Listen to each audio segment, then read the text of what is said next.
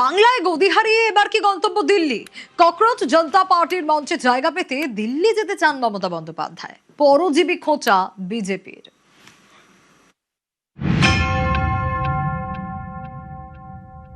দরকার হলে ককরোচের প্রোগ্রামে আমি নিজেও যাব,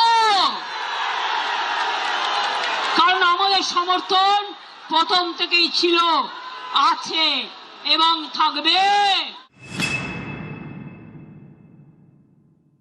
মমতা বন্দ্যোপাধ্যায় তো নিজেকে বাঘ বলতেন। মমতা বন্দ্যোপাধ্যায় এটাও বলতেন যে আমাকে ছেলেও ধরতে পারেন, মেয়েও ধরতে পারেন, আমি গুন্ডা কন্ট্রোল করি।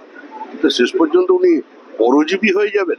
অন্যের আন্দোলনে এসে ঢুকে পড়ে নিজের প্রাসঙ্গিকতা বজায় রাখবেন। আমাদের প্রধানমন্ত্রী দেশের ইউথদের জন্য চিন্তিত রয়েছেন এবং এই ককরোচ জনতা পার্টি বাইরে থেকে প্রভাবিত হচ্ছে, বাইরে থেকে ফান্ড আসছে, বিভিন্নভাবে ভারতকে টুকরো করার চেষ্টা করছে।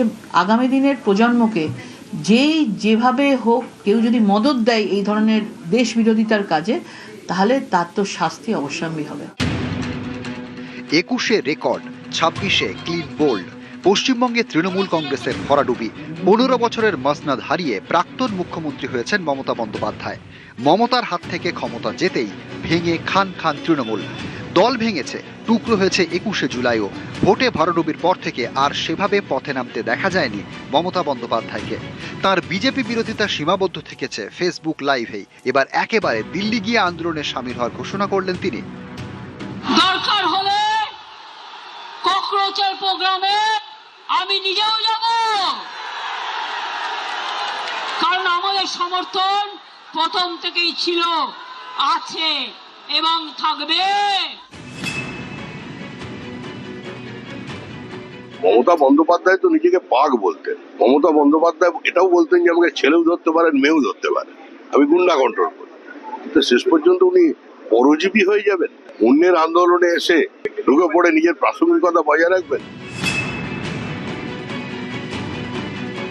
ককরোচদের আন্দোলন বলুন বা অন্য যা কিছুই বলুন না কেন, গণতান্ত্রিক আন্দোলনে যদি গণতান্ত্রিকভাবে কিছু হয় তাতে অংশগ্রহণ করার ক্ষেত্রে ভারতীয় জনতা পার্টি তো আলাদা করে কাউকে বাধা দেওয়ার কথা কোনো বলেনি এবং আমরা দিও না। বরঞ্চ তৃণমূল কংগ্রেস যখন বাংলায় ক্ষমতায় ছিল, যে কোনো গণতান্ত্রিক আন্দোলনকে স্তব্ধ করার জন্য, যাতে কেউ করতে না পারে, তার জন্য সব ধরনের প্রচেষ্টা তৃণমূল কংগ্রেসের তরফ থেকে কিন্তু বরাবরই থাকতো এবং কোনো গণতান্ত্রিক আন্দোলনের পারমিশন পাওয়া যেত না। আজকে দেখুন, যে কেউই গণতান্ত্রিক ফ্রেমওয়ার্কের মধ্যে পুলিশের পারমিশন নিয়ে, প্রশাসনের পারমিশন নিয়ে, সে বিজেপি শাসিত রাজ্য হোক বা কেন্দ্রে হোক, যে কোনো জায়গায় আন্দোলন করতে পারে, কোনো অসুবিধার কিছু নেই। কিন্তু এসব করে কিছু হবে না। মমতা বন্দ্যোপাধ্যায়ের সময় শেষ, মমতা বন্দ্যোপাধ্যায়ের চ্যাপ্টার ক্লোজড। ককরোচ জনতা পার্টির সংসদ অভিযান ঘিরে সোমবার ধুন্ধুমার পরিস্থিতি তৈরি হয় রাজধানীতে। মঙ্গলবার এনডিএর বৈঠকে প্রধানমন্ত্রী নরেন্দ্র মোদীর বার্তা, বাচ্চাদের উস্কানি দেবেন না, সঠিক রাস্তা দেখান, বাচ্চারাও প্ররোচিত হবেন না। ভুল রাস্তায় যাওয়া সহজ, সঠিক পথে ফিরে আসা কঠিন। আমাদের কাজ তরুণদের সঠিক পথে ফিরিয়ে আনা, এটা আমাদের দায়িত্ব। प्रधानमंत्री जी ने ये भी कहा, पेपर लीक सिर्फ एक राज्य का मामला नहीं है, सिर्फ केंद्र सरकार का मामला नहीं, पूरा देश का, हर एक राज्य में जहां जहां पेपर लीक करने में जो लोग लिप्त हैं, जो लोग इस धंधे में इन्वॉल्व है, जिन्होंने काम इस तरह का घिनौना किया है, पाप काम किया है, उनको सजा देने के लिए सब एकजुट होना चाहिए। ये कोई दलगत राजनीति का विषय नहीं है, ये देश का विषय है।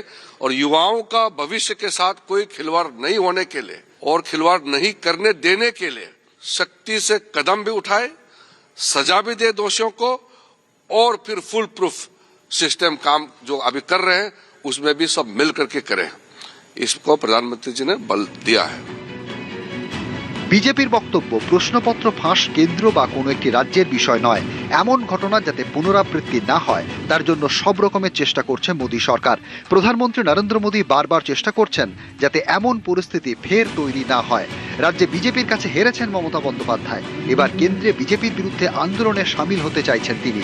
দিল্লি যেতে চাইছেন, ককরোচ জনতা পার্টির আন্দোলনের মঞ্চে জায়গা পেতে চাইছেন।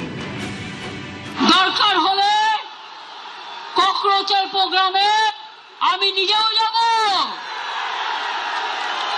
কারণ আমাদের সমর্থন প্রথম থেকেই ছিল, আছে এবং থাকবে।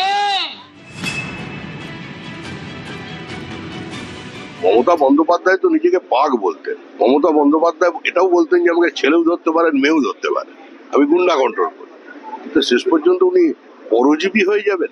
অন্যের আন্দোলনে এসে ঢুকে পড়ে নিজের প্রাসঙ্গিকতা বজায় রাখবেন। আমাদের প্রধানমন্ত্রী দেশের ইউথদের জন্য চিন্তিত রয়েছেন এবং এই ককরোচ জনতা পার্টি বাইরে থেকে প্রভাবিত হচ্ছে, বাইরে থেকে ফান্ড আসছে, বিভিন্নভাবে ভারতকে টুকরো করার চেষ্টা করছে।